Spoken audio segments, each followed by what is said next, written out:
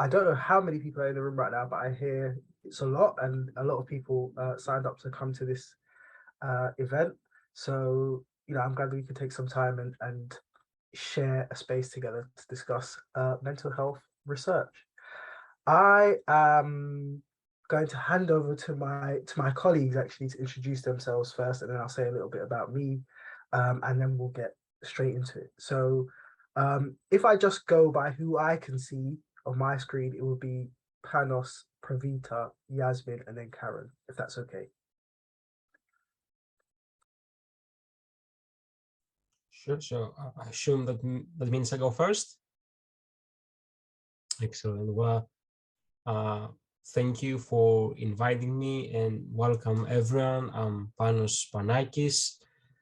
I am an honorary fellow in the University of York. I'm working with the Closing the Gap network. We're mainly interested in health inequalities in people with severe mental illness, and a particular stream of work we are doing, and I approach sticks from that perspective today, is that of digital exclusion in people with severe mental illness.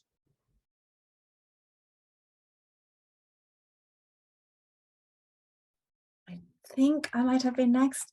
Hi everyone, I'm Frida Badale. I'm a researcher based at UCL in London, and I sort of work in population mental health. So I'm interested in everybody's mental health in the population and inequalities in these and how these inequalities come about. So the drivers of population inequalities and mental health across the life course. So with a focus on the first few decades of life, but then that has consequences for the rest of our lives. So I'm interested in people's mental health across their lives.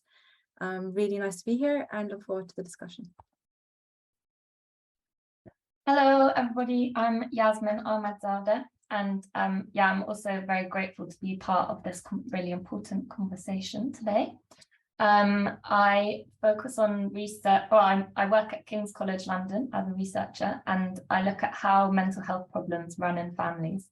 And this year I've been working on a project looking at the influence of racism on mental health in families. So I'll be talking a bit about that project today.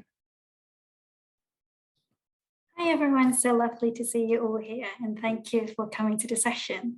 So my name is Karen, and I work at UCL in the Department of Behavioral Science and Health, and my research is about the arts and culture engagement and how the engagement can affect our mental health, and also the predictors that can predict our engagements. So I have been involved in the Match network, and I'll be very happy to talk about more later. Excellent, thank you all. That went off without a hitch, so that's good. My name is Celestine Okoroji. I'm the head of research at an organization called Black Thrive, which people may have come across or may not have come across. But Black Thrive is an organization that was founded in Lambeth in 2016, and it exists to address the inequalities that negatively impact the mental health and well-being of Black people, so that the thriving of Black communities becomes more of a norm. And one of the ways in which we're doing that is by challenging the evidence upon which policy and practice is said to be based. So that's kind of part of the job.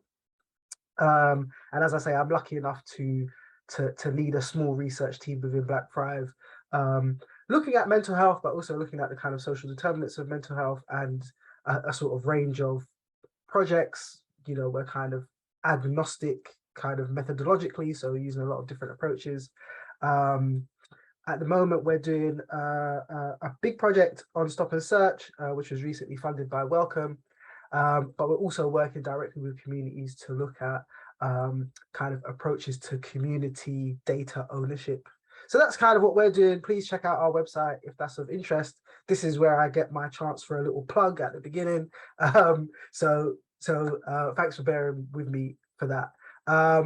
Before Black Thrive, I was just recently a postdoctoral fellow at the London School of Economics, but I finished that now to kind of take this Black Thrive role full time more and kind of do the work that I'm really enjoying. So that's a bit about me, and I have the pleasure now to kind of listen to a conversation as other people are going to be doing. But the extra benefit I get is that I get to ask the questions as well. So I am going to kick us off. And of course, the first thing to say is that what brings this group together is that all of you, if I understand correctly, all of you are part of this Mental Health Research Matters collaboration, where there's lots of different projects being funded by UKRI, and this is a kind of collaboration, people getting together to understand the different research that's going on around mental health. So we're here to kind of have a conversation about this and learn a bit more about your work as well. So I'll start off with the big question, which is what role can mental health research play in tackling inequalities? But I'm interested in that from the perspective of the projects that you're leading. So it's a question for everyone, and so maybe we'll do the reverse order this time around, and I'll start with Karen. Sure. So the network that I'm involved in is a March network. And March Network is a network that consists of 93 stakeholders across policy bodies, mental health organizations, community engagement, and also people from arts and cultural sectors. So in the March Network, we're looking at how the impacts of community engagement, such as going to museums, engaging in the arts and crafts activities, or volunteering as well. And we want to look at not just the health benefits, but also to explore the enablers and the barriers of engagement. So in the network where we collaborate in, and what we found is that there are social and psychological and geographical barriers, enablers of arts engagement or cultural engagement. And because there are inequalities in engagement, it kind of contributes to inequalities in mental health. And so what we have learned from this network, or also from the research findings, is that our research have been used to help raise the awareness of the importance and also the health impacts of the community engagement. It also helps support the arts and cultural organizations to make their programs to be more inclusive and to help break down the barriers. And so then more people can enjoy the arts and cultural activities. Also, particularly, we have a very interesting focus on the social prescribing schemes where patients with mental health support can go to their GP and where they will be prescribed arts activities or community activities to help support their mental health. And so the research findings that we found in terms of the health impacts of the engagement help to support these social prescribing schemes because it provides alternative and curative health approach that people can engage in that goes beyond the medications, and also is an activities that they can enjoy with their families and friends, and so it can help facilitate the social connectedness. And from the March Network, we also help to kind of like reduce the mental health related stigmas, because the more that we talked about the mental health across different sectors, the more that we can break down the barriers and the stigmas, and so make it easier for people to help to seek support.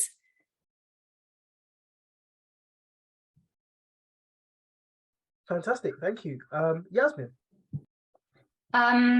Yeah, so kind of exactly what Karen was saying is we kind of want mental health research to be able to, in some ways, shine a light on where inequalities lie and then provide resources and tools for tackling them. But there's quite a lot of layers to the inequality that exists in mental health. And one of them is that the research that we do can also be unequal in who it's conducted by and who it's conducted for.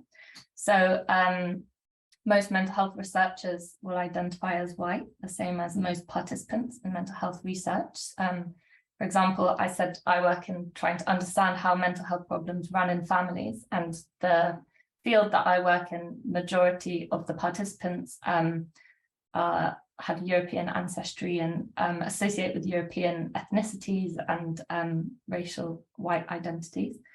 So there's inequality in the stories that are being told and who's being heard and ultimately who's being helped. So the project that I've said I've been working on this year is kind of trying to take one step forwards in addressing this imbalance. And it's called the Trade Project. And it stands looking at the transmission of experiences of racism, anxiety and depression in families. So trying to understand how mental health and families can be impacted by racism, which hasn't been talked about much in mental health research today, or at least not in the UK. And we're a group of researchers with diverse heritage, so we have quite a lot of lived experience in our team and a kind of direct understanding of how racism can impact mental health from our different perspectives. And we've been directly speaking with community groups to kind of collect their knowledge and perspectives and ideas relating to the impact of racism on mental health in their families. So that's kind of a idea as to how our mental health research, we're aiming to kind of kickstart new era of research that's more meaningful and can serve communities who've been kind of eternally left out of our work in this field so far. Fantastic, super interesting. And I really want to follow up and say what the results are, but we'll maybe save that for slightly later in the conversation. Pravita. Hi everyone. So just building on what Karen and Yasmin have already said. So I think the role of mental health research is there's many different roles we play, including understanding, describing, communicating about inequalities and their drivers. But also, as Yasmin sort of alluded to, not only is there a problem around who does the research and who takes part, so whose voices are told, but also who decides what questions are worth asking, who decides who gets funded to ask those questions. And there's large inequalities in all of those things, which sort of reflected in then the research that is done and what we know about, right? But then there's also the sort of role we play in highlighting, but also potentially presenting sort of imperative for policy or practice to take action. So just to give you an example of some recent work, we know there's large gender inequalities in the experience of common mental health problems through the life course. And, you know, it's sort of, there's many possible drivers of this, but then we did a project looking at sexual violence experiences and harassment in middle adolescents and its impact on mental health. And at that point, you would say, of course, there's an impact on mental health. Like, this is why are you even asking this question? But it's sort of estimating the amount of that impact, right? So to be able to then say, if we do this well, from this, we can extrapolate that if you can prevent this experience in adolescent mental health, you would contribute X much to reducing not only young people's mental health difficulties, but also the gender gap, because sexual violence disproportionately affects women by many, many times. So I think the role of us as researchers and mental health research in tackling inequalities goes all the way from describing the extent of the inequalities, because if we don't describe them, we don't know they're there, to explaining the drivers of them. But I think there's a bigger question around how do we get to do that, because nobody's interested, like the people who hold power in mental health research are not interested in questions of inequalities. They'd rather be thinking about, you know, do we, you know, mindfulness and emotional regulation and problem solving for children, that's going to fix the world, rather than thinking about poverty and racism and sexual violence. And I think shifting that conversation, so the part of the reason we have to highlight it is to shift that conversation to make these things relevant. I mean, we know they're relevant to mental health, but to make the wider world take them as things that are relevant to our mental health and how we improve population mental health. I'll stop there. Fantastic. Totally agree with that. And many more things could be said on that, but I hope we will come back to those thoughts again at some point during this discussion. Panel. Thank you, Celestine. Well, as the brilliant colleagues have very nicely underlined already, the issue of inequality is really big, and we approach it from a very particular point of view. So in the projects we're doing, we're interested in a particular type of inequality, that is the digital exclusion of people. So this means people that do not know how to use the internet, or they don't feel confident in using the internet, or they don't have the means to use the internet. Obviously, that can be a problem for many disadvantaged and underrepresented groups in the population. We're particularly interested in people with severe mental illness, and that's how it's connected with a mental health issue. And this is a problem both in terms of research recruitment. So many studies utilize online surveys, or they are advertised in social media through digital means. So immediately people that are not in this digital world are excluded. And for people with particular demographics, like the most of us in here, using the internet might sound like a very intuitive thing, but there truly exist sizable groups in our societies that they don't engage with the internet for various reasons. And especially during the last couple of years, due to the pandemic and what happened, and this unprecedented digitalization of services, mental health services included, that became an even bigger problem. And the thing with the pandemic and all the digital adaptations that happened during the pandemic is that it was not just a contingency plan. It's becoming the mainstream option now. NHS is about digital first nowadays. So it means this is a problem that is here to stay. And the thing is that is not a type of inequality on isolation. Digital exclusion also increases the risk for other inequalities to be further exacerbated. If you're isolated socially and you cannot use the internet, you might be further isolated, especially during the lockdown periods. I hope we have no more periods like that anymore, but it was a great example what happened during the lockdowns. If you cannot have your online consultation with your GPs, then that might have an effect on your physical and mental health. So yeah, this is how we think mental health research can tackle inequalities from the digital exclusion front. Thank you so much, Panos. This is I'm connecting a little bit your comments and Pravita's comments, and perhaps there's something here about conceptualizing mental health problems as problems of the individual only. And I'm wondering, and Pravita, maybe I'll come to you, but I'm wondering how you see the relationship between inequalities and mental health. I think you started to flesh out a kind of idea for us, but maybe you can say a little bit more about that. Yes, I think that's yeah, it's sort of the way you started putting it. Sort of part of the problem is we see mental health problems as a problem of the individual rather than a problem of society or the structures we live in, and that's how we want to treat them. So we want to treat them as problems of individuals. So all the treatment we offer is individual focus, but also all the prevention we want to do as individual focus, right? Like if you think about all the school-based sort of mental health prevention work that is now focused, there's lots of stuff around teaching children how to problem solve, teaching children how to emotionally regulate better, which is all fine. Like these are good things to teach everybody to do, but equally at the same time, if you're not worrying about the type of society we're creating around these young people, which is not conducive to good mental health, then you can teach all the problem solving in the world, and it's not going to protect people from developing mental health problems when they face sexual violence or racism or discrimination in the workplace, or all of the sorts of things lots of people experience. And as we know, these are disproportionately experienced by certain groups of people, and that is again a function of the societies we live in and the societies we create.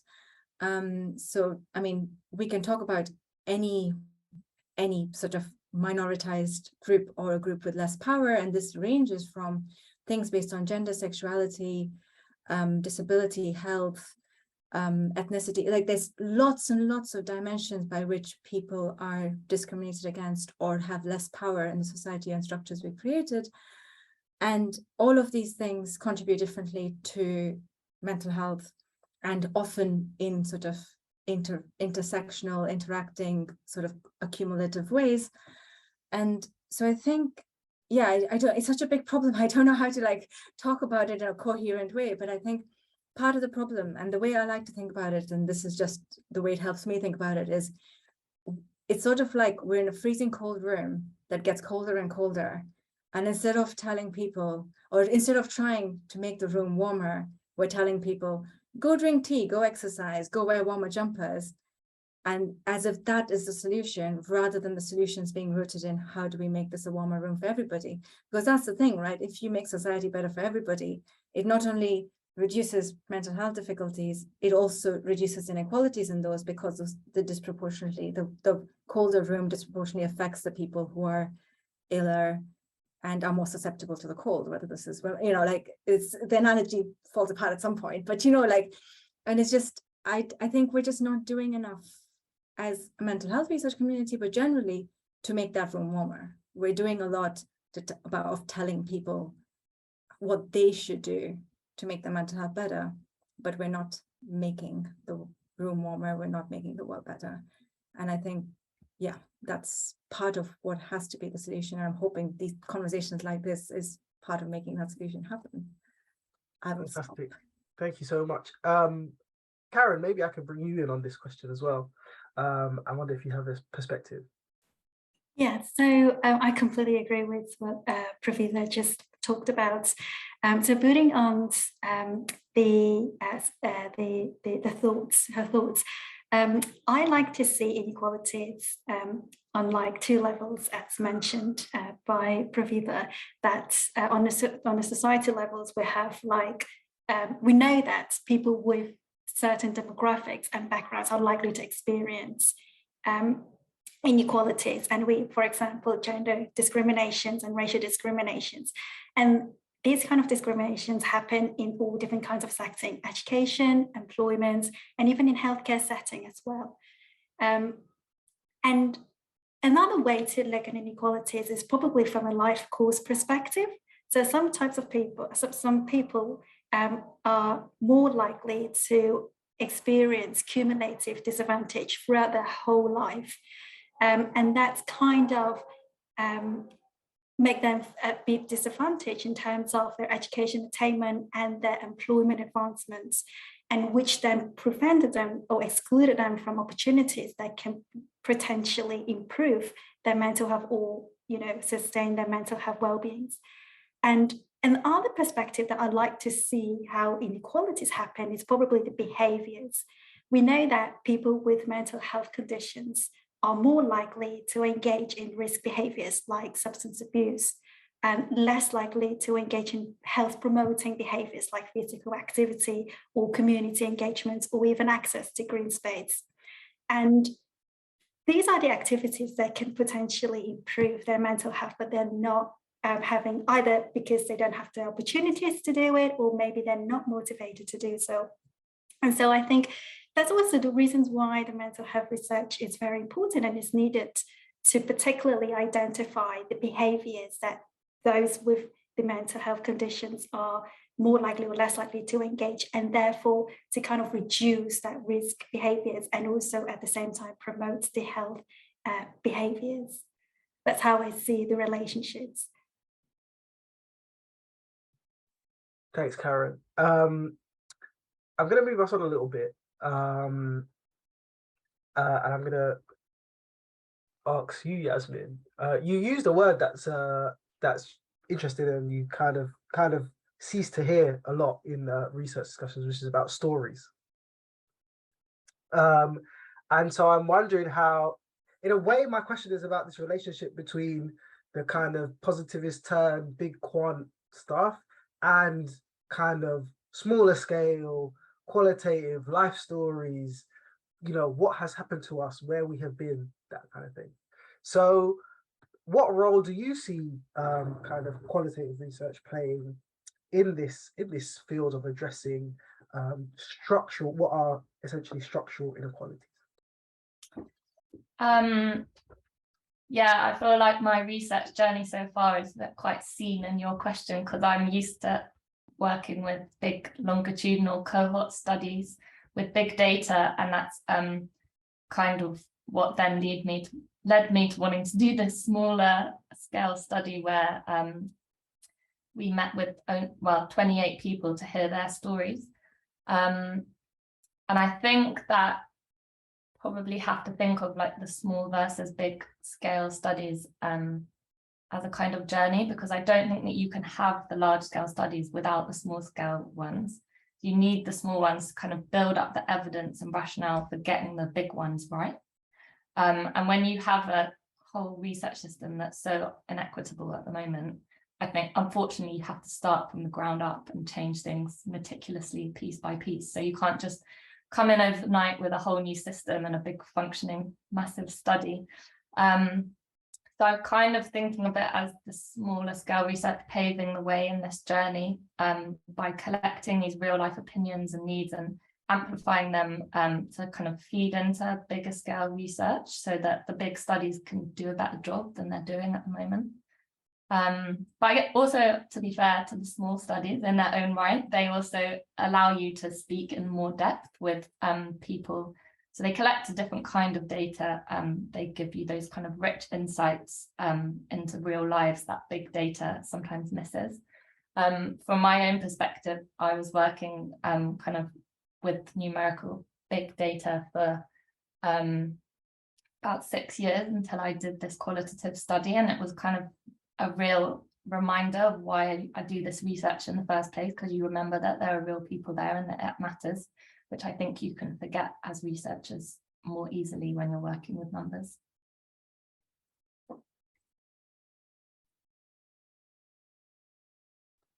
Thank you so much for that.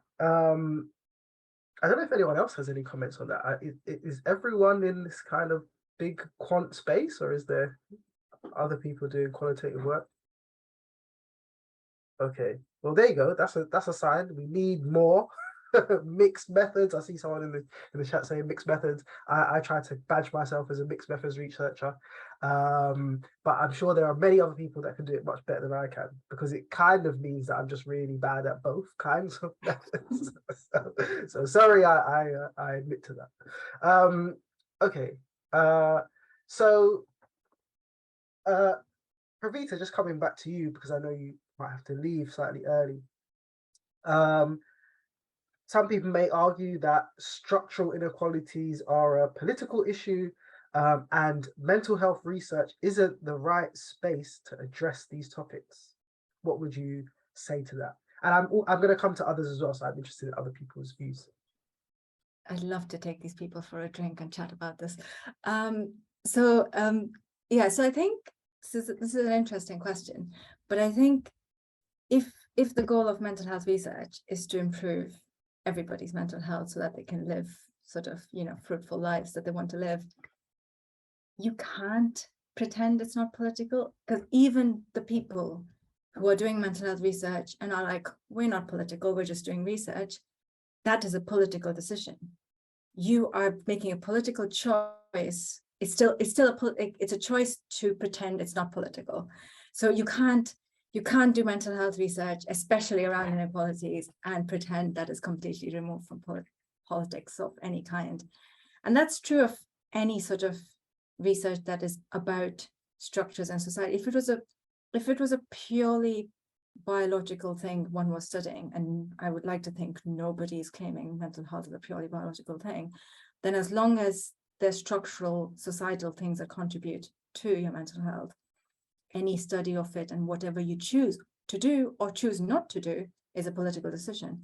So if you do a trial and you don't include people from different ethnic minority groups, for example, that is a political decision that you are making, whether you like it or not. So you might think your trial is like the pure best answer to X question, but you have made decisions along the way that are political decisions. So, I don't know. I'm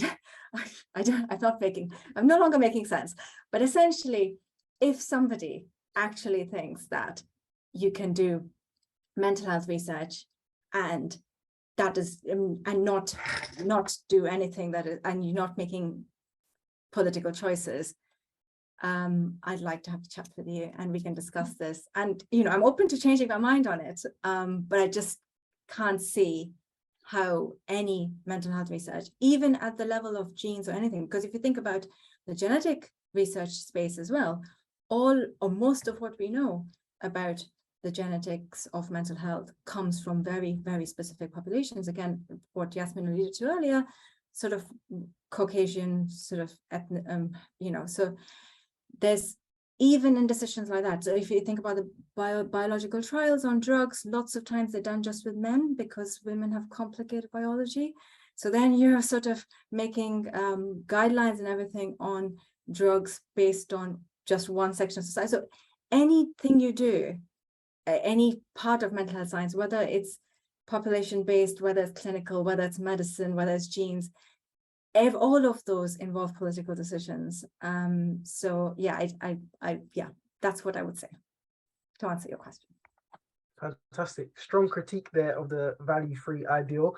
I would love to see if there's someone who could take up your challenge and give a defense, but maybe there's no one on the panel that can do that. But I wonder if other people have thoughts that they would like to share.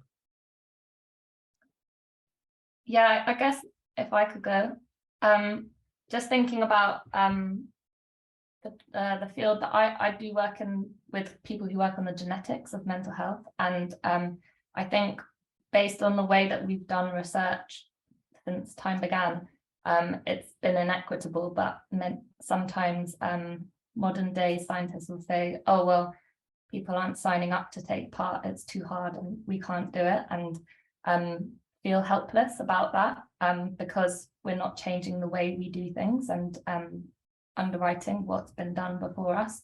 And so, yeah, just reflecting on what Pravita was saying, that I guess that's a political decision too, isn't it? If you just decide to keep doing things the way the people before you who had their own politics did things. Thank you. I'll move us on now. Just slightly. In a similar kind of theme, I suppose it kind of follows on a little bit. But Panos, I'd like to ask you, what makes a mental health study inclusive? What does inclusivity, what role does inclusivity have in tackling inequality? Well, I think inclusivity, the way that most people understand it, is about making sure that everyone has the equal opportunity to be invited in the study. Because after all, final participation is a voluntary decision, but at least you're trying to make sure that everyone will be invited in your study and will have the chance to get their voice heard. And by designing our research in a way that we probably manage to invite everyone, we increase the chances of this happening. And again, to bring it back to our approach of the digital exclusion, is exactly what I said at the beginning, that how you advertise your study and how you collect your data is very, very important to make sure that you're not going to lose a lot of people that are not online. But it's not just about that. This might be what we're mainly interested about in our group, but in the context of our much wider conversation, it's also making sure that the language you use in your study and the type of questions that you ask in your study and the way you try to conceptualize the experiences of people really resonates and really matches with the experience and the language and the culture of the people you want to approach. And if I may to, extend my answer a little bit regarding what is a good way to achieve inclusive research, apart from us researchers educating ourselves in inclusivity and how we can do it, is to stop doing research on, but do research with. So the sectors of the society we're interested in, to stop seeing them as just participants, or even worse, research subjects that we're going to get data from and then analyze them and write up a nice paper, but bring them on board from the outset of the process. So co-produce the entire research with them and ask them, what are the important questions? what are the important areas that we need to dig into? What is the main issues that we need more answers? So if we co-produce our research with the people we are trying to help, supposedly, I think this is a really, really, really great way to get closer to really inclusive research. Fantastic. I wonder if anyone else would like to contribute any thoughts on that issue of co-production. I think is where we've kind of landed, which I think chimes a lot with the way I've been thinking about research lately anyway.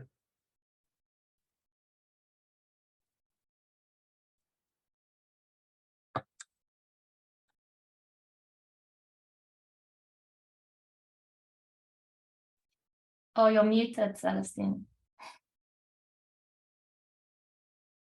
Oh, he's waiting. Oh, sorry, go on, Yasmin. Was I on mute all this time? Yeah. Oh my God. Sorry. I was saying, if anyone else wants to contribute, please go ahead. Sorry. Go on, Yasmin. Oh, well, okay, I can say something. Yeah, I think I just agree. I think that co-production is the most important thing, and that we shouldn't be putting academic knowledge on too much of a pedestal, not overcredit academic knowledge when there's way more knowledge and understanding of the things that we're researching in communities. And so I think the only way that you can do this work properly is to collaborate with people who are not in academia and who have lived experiences, and who can keep your research real and on track and meaningful. Fantastic, thank you. Not on mute this time. Okay, I'll move us forward just a little bit. A bit more to sort of like the practical. So, you know, you have this, all of you have this UKRI funded research. What have you learned that could help other researchers? Is a kind of open question that I'll put out there. But maybe Karen, you can go for it.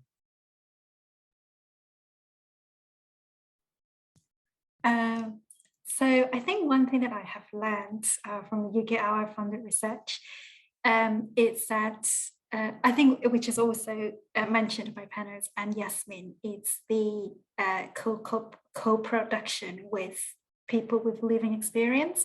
I can share with you one experience that I have in research. So this year we have been, we conducted a Dance Connects research, which is funded by the Loneliness Social Isolation Network. And in that research, we have like a very wide range of advisory group from professors in mental health research, and also from arts and cultural sectors. And particularly, we invited quite a few young participants to come and help us to co-design the research questions, what kind of research question that we'll be asked, and what are the things that we should be mindful. Because the research work that we're looking at is to see how or whether online dancing helps improve young people's living with anxiety in terms of their mental health. And one thing that I have learned from like from the interdisciplinary advisory group is that young people actually are quite nervous about their body image. And that was partly the reasons why particularly young people with anxiety are less likely to go to a physical dance classes because they don't want to be seen. And that was, I have never thought about this before until the advisory group. And that also helped explain why we found that when we did the survey in our sample, we asked one of the questions. So the study was conducted around like during to late COVID pandemic.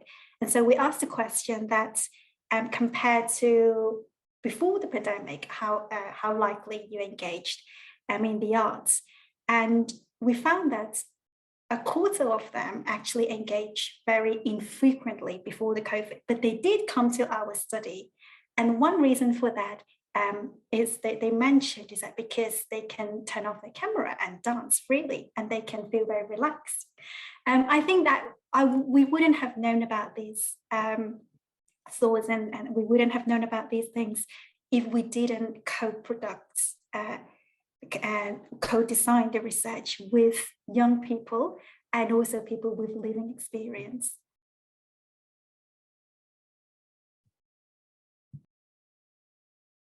Thanks so much for sharing that. Panos.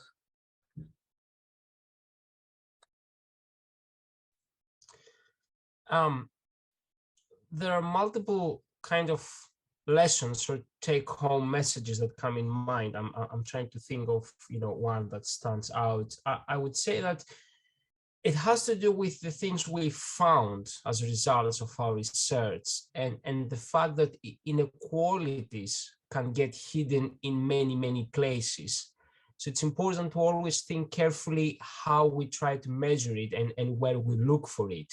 And to give you a very practical example from the field of digital exclusion, we asked people if they own a digital device.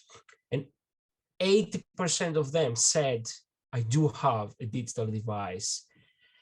And then we also checked the level of their skills using a particular framework.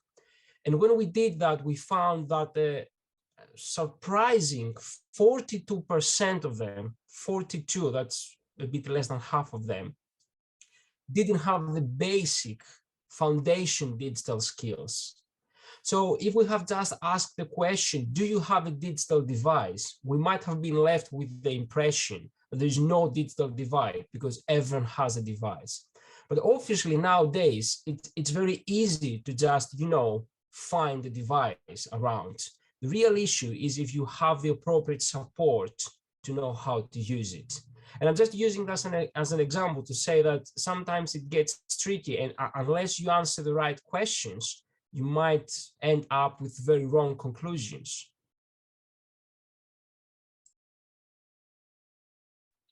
Fantastic advice there, which follows on from what we heard earlier about the research questions themselves being potentially something that we need to focus on. Yasmin, welcome to you. I guess something that I learned, also building on, we talked about co-production, but also just more generally collaborating with non-academic organizations. So I was working with the Centre for Mental Health, who are a research charity, as part of my project. And that was so valuable to have researchers' perspectives from outside of academia, and specifically in the charity sector. Celestine, you might have experience of this as well, having moved to Black Thrive, but the way that research is done outside of academia is different, but really complementary. So I got really invaluable kind of guidance and advice, and like they didn't have a major role in the research project, but just that kind of sounding board and reassurance and support was really valuable for my project. And then we also worked with some artists and creative organizations. So for example, writers and scribes, they read the transcripts of our focus groups and then wrote a poem based on the data. And then someone read the poem and made a film, and then someone read the poem with an illustration. And it made me realize, working with artists, that many of them are researching the exact same topics as me and are interested in exactly the same things, but they're just doing it from a different medium. And actually their ideas and the way that they think reading our data gives us like new ideas and also validation of what we're doing, and kind of roots us in the real world a bit more. So that was real learning for me in terms of the scope of like who you can work on your project with. Don't know if you want me to keep going with other things I've learned. You can do. But that does sound fantastic. I don't know, that made me feel a bit warm inside. Just that, there's something about sharing and not having this kind of sense of ownership which researchers get a bit, which is like, only I know this thing because it's my special thing and only I can touch it, and having this sort of sense of you know, being in this together, we're sharing and we're learning together in different, as you say, mediums. The sciencey medium is important though, I feel, but other mediums are equally valid, I guess. Okay. See, I muted myself there, just caught it before I made a mistake again. We're gonna get to the point of kind of questions from the audience, which is kind of the most exciting part, but I have one or two more questions for you. So I'm actually going to move this around a little bit, and I'm going to say, well, almost not a final question, but almost a final question. What do we need to do to make research more inclusive? What is the answer? What is the action that we need to take now?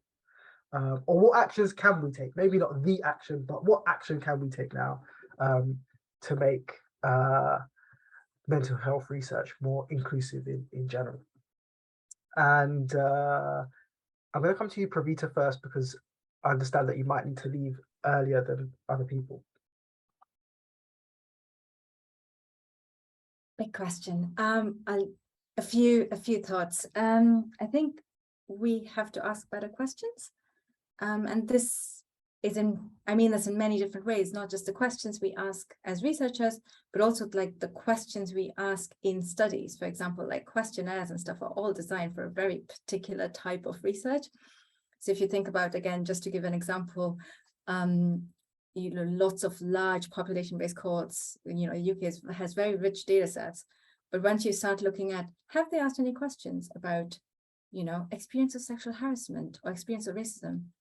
Nothing. Like if you ask young people today about, you know, like things that you should, but they never reflected in the questions we asked. There will be 100 questions around, you know, how much time they spent on social media and which social media platforms they used. All important questions, no doubt, but there'll be absolutely nothing around the experiences of financial adversity or, you know, food poverty. And so I think we need to ask better. When I say we need to ask better questions, I mean it in all sorts of ways. We need to ask better questions. And I think we just need to change or mix up what we think is valuable research and what we fund. And what counts as good outcome. And part of this is a vicious cycle, right? Like people want high impact publications in Nature, and that is easier to get if you study genes. And hence, let's just pour billions into studying genes that predict people's risk of mental health difficulties.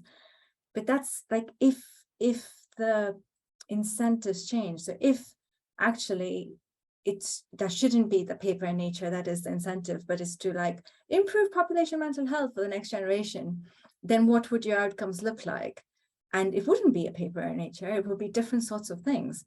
And if funders and the people who make decisions of who does research and what research is valued started shifting their perspective in that way. I mean, I'm asking for a lot here, I know, but I'm just saying, you asked a big question. You said, what do we need to change? So here I go.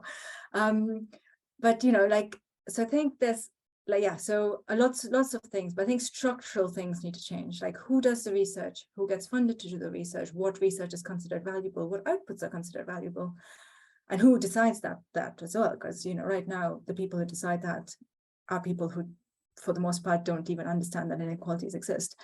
I will stop there. And I am leaving early, but at like around 6:45. So I am around for a bit. So you don't have to ask every question to me. Okay. That was a big one though. Changing the incentive structure of academia is a very big challenge, but there are a number of different lines coalescing towards that kind of answer. So maybe it's not as far away as we think it is, particularly around publication, how peer review works and all of that, funding and so on. Okay. Who wants to go next? Maybe I don't have to call on you. Maybe someone can, who feels ready.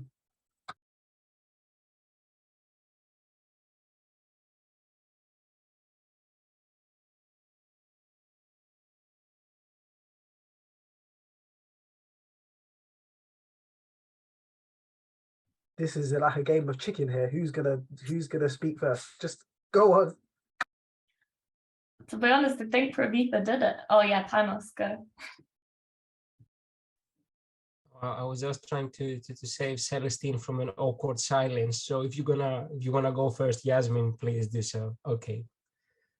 On the same question you asked Pravitha, Celestine, or do you have another one? No, on the same question. So what do we need? What practical things do we need now? Yeah, I fully agree with Pravitha. It's really big questions, and probably there's not a single answer. There's 100 different answers, each one tackling small things one by one, and all of them, hopefully, they kind of lead us to more inclusive research. Just one thing that came in mind when you asked the question is, as researchers, we tend to use a term, the hard to reach populations. A colleague very wisely recently said, actually, the appropriate term is the easy to neglect rather than the hard to reach. So I would say probably when we design our research project, and obviously there's all these issues about what research is funded, what questions are asked, these more high level issues that Pravitha mentioned.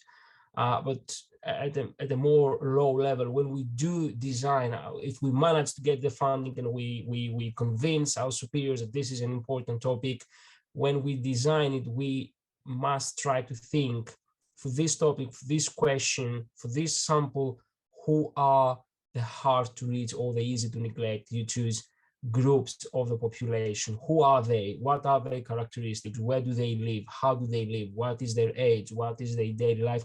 And how can I really get to them? Arguably, sometimes it's practically very, very difficult, but that needs to, we need to stop using this answer every time. I mean, for small scale research, for your PhD, obviously, you're going to do some more practical choices. But when it comes to research funded by big organization, or especially when it is a state organization, it might even need to become a mandatory field that you need to fill in when you submit your application. How are you going to reach these difficult to reach populations in your research? Can I add to that? I also think that or maybe I've kind of said this already, but there's often an excuse of like, it's too hard it's too easy to neglect this population, but there's actually so much appetite out there for this, for research that addresses mental health inequalities. And I don't think it's an excuse anymore that it's too hard to do. I think it just needs more people to start focusing their research on these topics.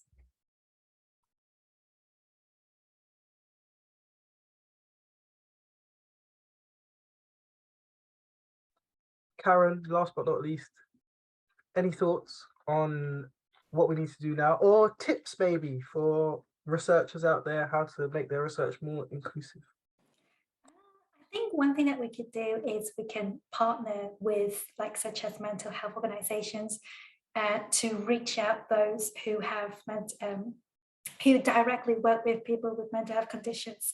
So then we can provide the opportunities for them to engage in research. We can also think about not just mental health organizations, but also partner with, let's say, job centers, because we know that people with low income or from disadvantaged backgrounds are less likely to engage in research, and at the same time, they also have higher proportions risk of developing mental illness. So we can partnering with different organizations to enlarge our sample size to make our results more conclusive and meaningful. Another thing that I've been thinking is perhaps to provide a safe platform for those with living experience to engage in research. I think people in general love to share their experience and they love to contribute in research, but oftentimes they might feel that they are not adequate, or they feel that they're not a researcher, so they don't feel empowered enough to engage. So we need to ensure that they're safe to share, and that we are equal between researchers and people who are supporting, and we are research partners. Fantastic, thanks for that. I suppose I'll throw my 2 pence in and say that partnerships are great, sometimes there's something about thinking about not what you get, but what you give in those partnerships.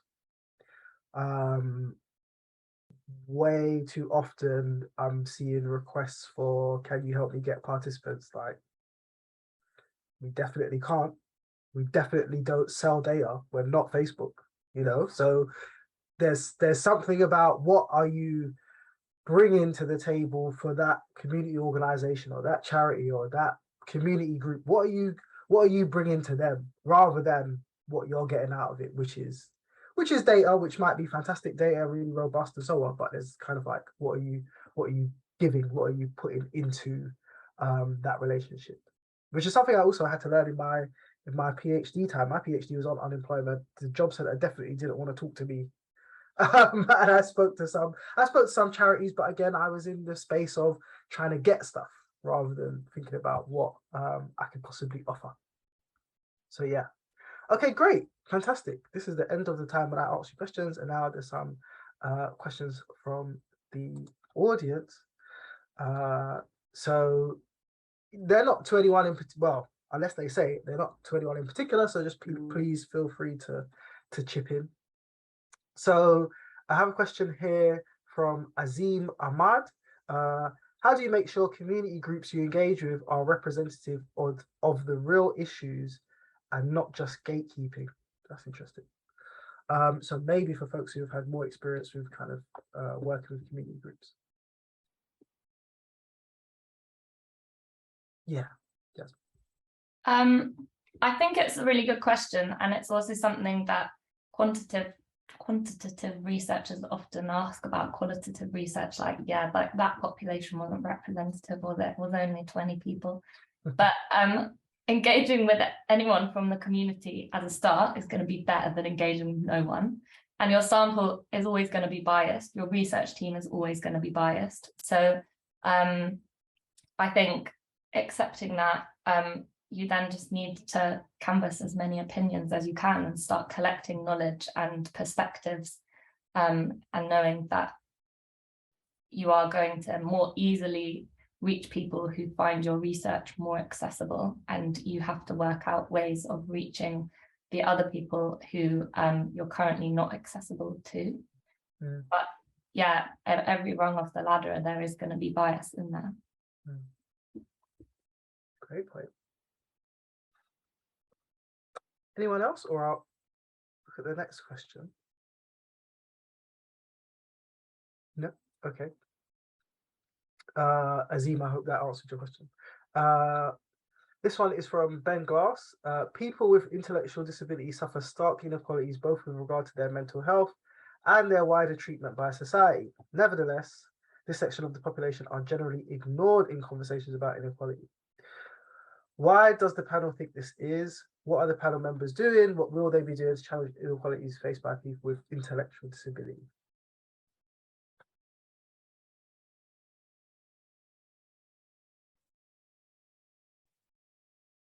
Anyone with an immediate response?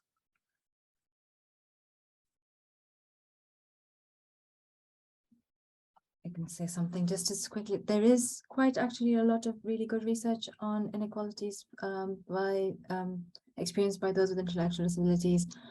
And I agree, it probably hasn't come up in today's conversation because it's probably not the area any of us on the panel work on. But there is sort of really good, high quality research done in that area. And there is a lot of evidence, as you were saying. Yeah, so yeah, just wanted to say that area of sort of inequality is something that is looked at, even though we haven't covered it today. Anyone else?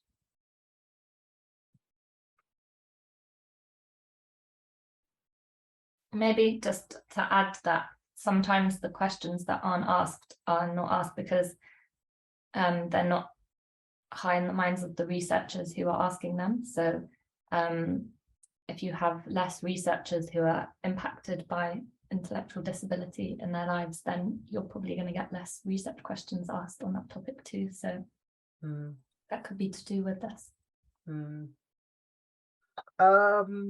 It's a good point. It strikes me that intellectual disability as a specific vector of disadvantage in research is also tied up with the disability itself.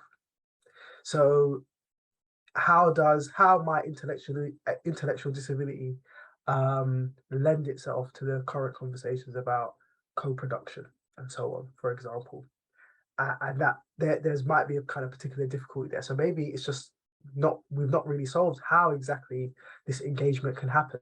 And I'd be interested to hear more about what is happening in that area. So, but Pravita's right, it's not necessarily my area of expertise either. Okay, so I have a question from Anonymous. What is the best way to get buy-in to conduct this work when your superiors aren't practicing it as they think they are? So this is a kind of like, you know, the bosses have a diversity statement, but no diversity money. How do you kind of navigate that sort of issue? So if people have experience with this, please, I'd love to hear. Start doing it yourself. Sure. Good. Yeah, I second that. I think, yeah, not most of the inequalities research I've done hasn't been directly funded in the grants that I have very rarely received. And yes, I think that is, but I think that's part of the way you break that vicious cycle, is to do some research that then shows what a big problem it is, and then you can hope to get more funding. As Yasmin was saying earlier, if you don't start asking the question, don't start talking to people affected, you don't have anything to start from. Mm-hmm. Obviously, this assumes that once we have some evidence that people will take interest and fund it. I am cynical, probably showing sort of the years I have spent in academia, but I'd like to be less cynical. So I think things are changing. I'd like to think more people care and there's more research happening in this space. I think part of the problem is I think inequalities shouldn't be a research area on its own. Like, so now, you know, people think of certain people as being mental health inequalities researchers, but actually that's not what we want. We want people to think about inequalities in all the mental health research that they do. So whether they're doing a clinical trial or whether they're thinking about determinants of mental health in the public, like, we want inequalities to be something you think about when you do all of these things. When you're thinking about treatment access, we know there's large inequalities in who accesses treatment. So if you actually just study the people coming to get treatment and randomize them, you're already studying a very special group of people.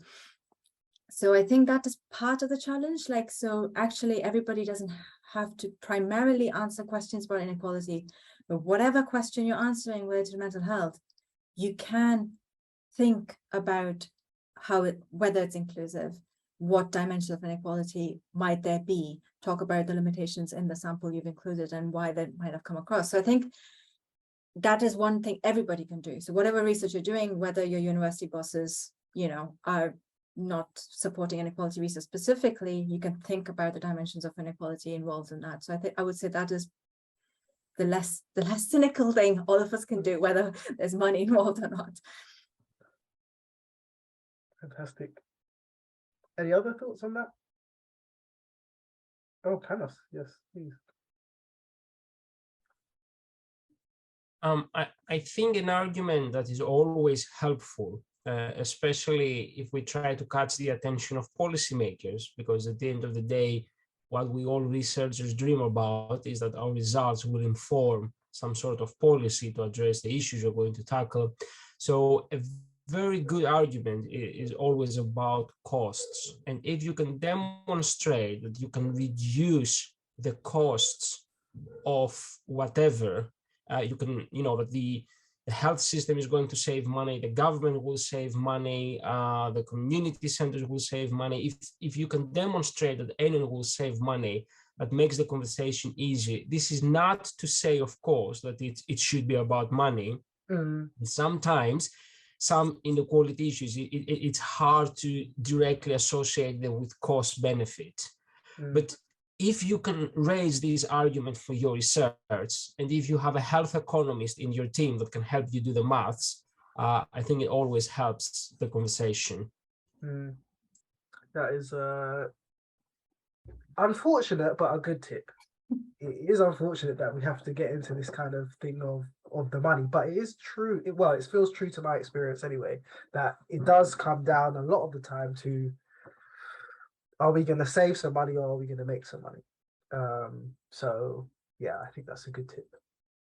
Yes, you can say something. Yeah, I just wanted to add a kind of shout out to the early career researchers who feel like they're too junior to be making decisions, but supervisors very rarely do the research. It's done by the team. So like you can decide how you word your email to participants, or like where you're looking for your participants, or how you word your paper, or what, I don't know. We have actually a lot of control, even if it's not your own funding, over how you do your research and how you communicate it. And it could be that the supervisor gets it wrong a lot, but if you start leading by example, I guess, and showing that it's possible and showing good practice, then people catch on and you have more power than you think, I think. Yeah, this is, good point. I think there is something about what you can do as an individual disruptor, what you can do personally. I think there's the money argument, which is important at kind of macro level, but there are also good science reasons. Okay, like your sample of like 15 middle-class white people is not generalizable to the whole world like you want it to be. So, you know, there are like, there's at some point, there's a moment to put on your sort of meta science hat and say, is this good science that we're doing? Pravita, is this go on? I just had a thought. Okay. Another thing I think all of us can do is think about who we cite and what research we run. So there's tons of research showing that there's massive inequalities in who gets cited, and what type of research gets cited. And I think part of the things we can do, again, yes, there might be a paper that is either a smaller sample or is more thoughtfully considered a certain minority group in a lower impact journal, quote unquote, but that actually is a better piece of science than the high impact paper that was done by, you know, with lots of money only on a certain very specific population that got published in Nature. And I think we make decisions like this all the time, like what we cite as examples of when we write our work, because all of these decisions have dimensions of inequality built into them. So I think that was just another thing I just thought about, like, so all these decisions you make around who you cite, what research you choose to do, how you tackle inequalities in those day-to-day decisions, are all things all of us can do. Yeah, just wanted to add that. Fantastic. What a good question in the end. Here's another question. I think I'll take two more. Here's another question from Annie Irving. Hi, Annie. Are any of the qualitative studies calling into question the relevance of scales or measured used in large quant studies? Are people's lived experiences of inequalities, mental distress captured by these measures, or should we be approaching it in a different way? Interesting. I have thoughts, but does anyone else?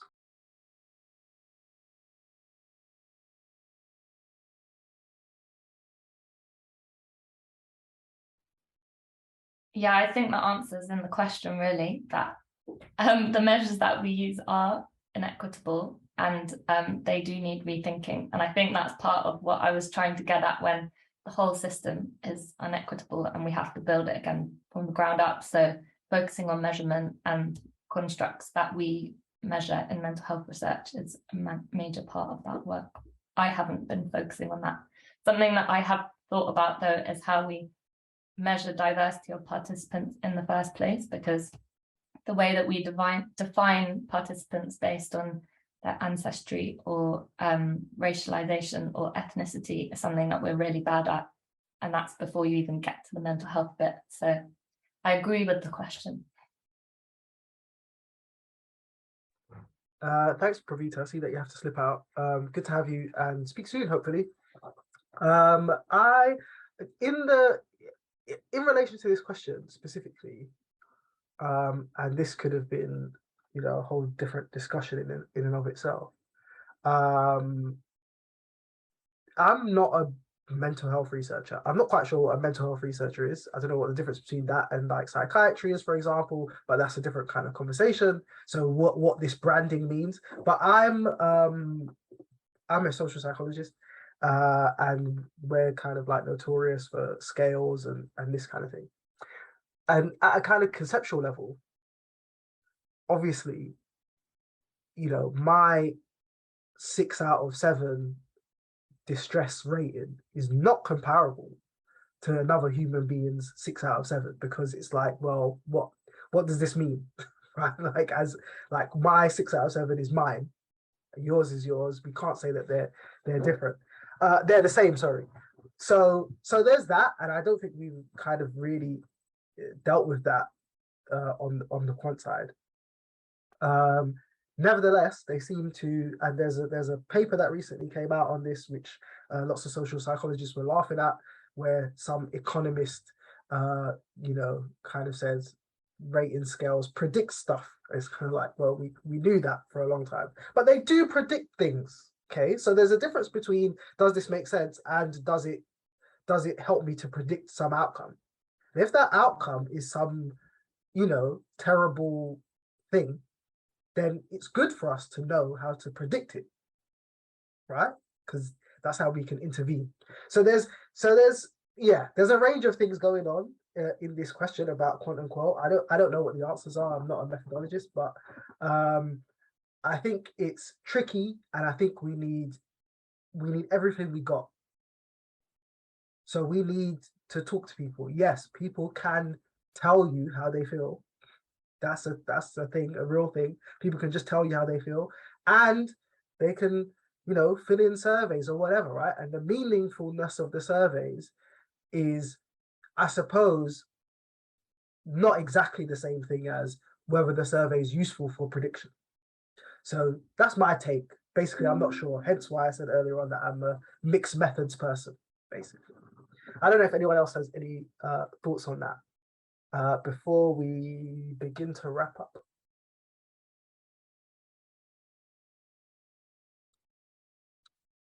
Okay. I speak for all of us then in my confusion about these methods. There's one question here, which is specifically directed at me, and since I've got the mic, I guess I'll answer that. And it says, would be great to hear Celestine's experience about what community organizations would like from researchers. What can researchers offer that is of value to them? This is a hard one for me, because I'm an academic. I feel a little bit unseen in the conversation that says we are academics and we're going to co-produce with these people who are not academics, because I don't see that.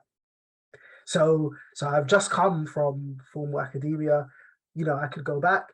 I choose to be in this place. So we, I guess, don't really need it in a sense. If we collaborate with academics, we're collaborating because, you know, we need this health economist, right? We need a particular skill, hence why we come and collaborate with you. So, but I think there's a larger point about that, which is, what is the skill that you bring to these organizations?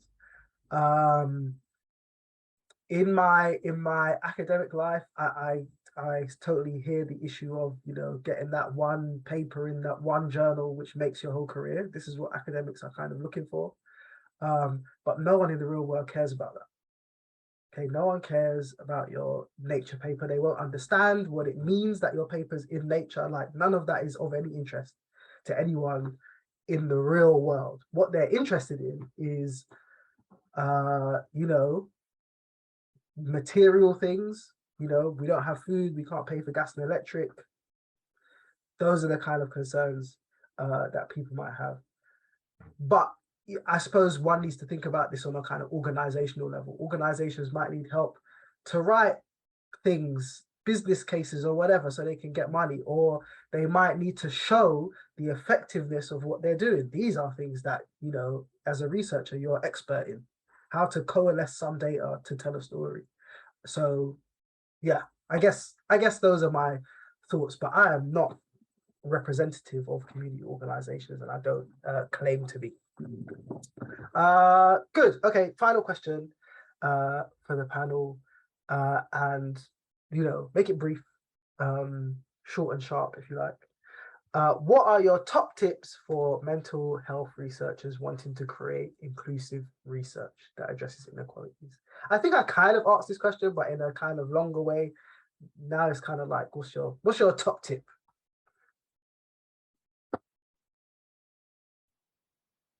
Anyone? Maybe I could start first. So I think one of the top tips would be if we want to make sure that our mental health research is inclusive, and if you're thinking about co-producing with external researchers or people outside academic, it's quite essential to start early, because we are not asking them to act as an advisor role. We're asking them to co-produce. So we're asking them to design the research questions together to identify the problems that have the immediate policy and practical implications. So that's one of the top tips that I have. Fantastic. Panos? It's very close to what Karen already said. I'll just rephrase it with different words, so I pretend I'm giving a different answer. It's about don't assume you have all the answers. It's a mistake we very often do. And again, inevitably, we end up again to the place of co-production. The people you want to do research on, bring them on board at the outset, not at the end. Don't do like a post hoc engagement, like this is what we found, what do you think about that? This is useful, this is great to, you know, get some advice how to interpret your results, but bring them on board much earlier when you design, as Karen said, you decide the research questions together, because there might be questions that need to be asked that you will never think about because you're not necessarily part of that population. If you are, that's a different story. If you're a researcher and at the same time you face some mental health challenges yourself, or, you know, any other affiliation with the population you want to do research on, that's fine. But sometimes we're not. So yeah, it's very easy to miss some important questions.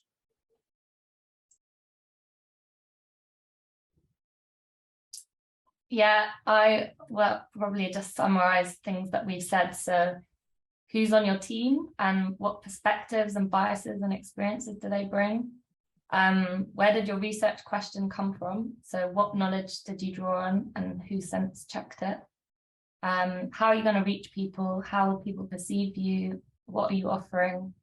And what outcomes are you aiming for? Are they kind of realistic, feasible, and honest? And I think they're all the questions that I can think of that you should ask at the beginning and throughout and at the end. Fantastic. That was really brilliant. I think I would just add that, you know, following on from what everyone's already said basically, but if your research project is already, you wrote a funding bid and it got funded, and then you are going to find community organizations to engage with, it's too late. Because you must know what the question is because you wrote it in your bid. You know what the methods are because you wrote it in your bid, and you have a rationale for why you're asking this question. So all of the background literature is known already. This is like, you know everything. You're really only coming for participants, really. So this is the moment where, if you're thinking about the sort of process and the timeline, you need to start engaging with the community before you even know what you're going to study. Like, find out what you're going to study from the community is what my advice would be. Anywho, I feel like we've talked enough. I hope that's been enjoyable for people. I am now going to hand over to George. Thank you, Celestine. Yeah, I just got some quick information to share with you. So just bear with me.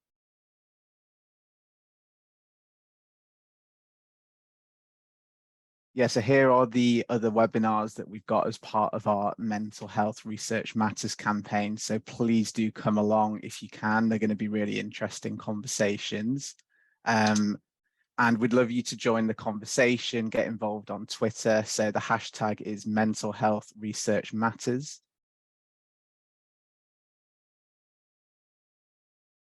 If you really want to, you can get involved and tell us exactly why, put a photo up of you, even make a video. So please get in touch if you'd like to do that. And check out the website as well. And we've got some resources as well for early career researchers. Thank you, everyone.